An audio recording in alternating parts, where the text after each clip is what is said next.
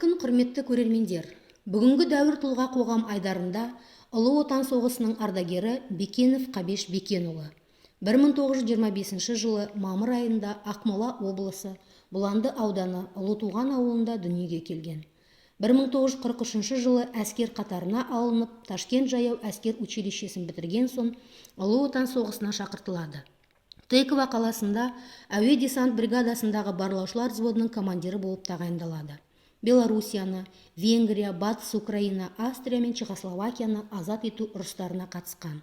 1949 жылы Львов қаласындағы әскери саяси училищені үзік тамамдап, 1955 жылы Қарағанды педагогика институтын бітіреді.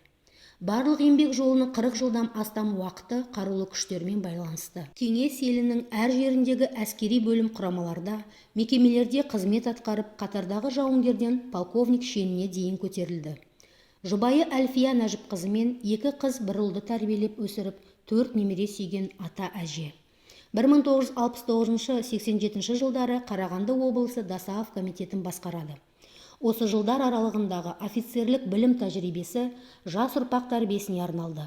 Аталмыш қоғам Қабеш Бекенов басқарған 18 жыл ішінде мыңдаған жастарды әскер қатарына әзірлеп, халық шаруашылығына қажет техника мамандарын даярлауда көптеген игілікті жұмыстар атқарды.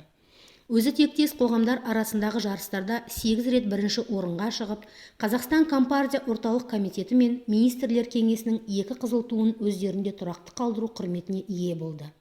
Дасаав тарихына арналған еңбек және соғыста атты көлемді кітап авторларының бірі. Қабеш Бекенов облыстық соғыс және еңбек ардагерлері кеңесінің мүшесі және қалалық ардагерлер кеңесінің бірінші төрағасы болды. Қарағанды облысының қаза тапқан жауынгерлері туралы Боздақтар кітабының редакциялық коллегиясының мүшесі болған.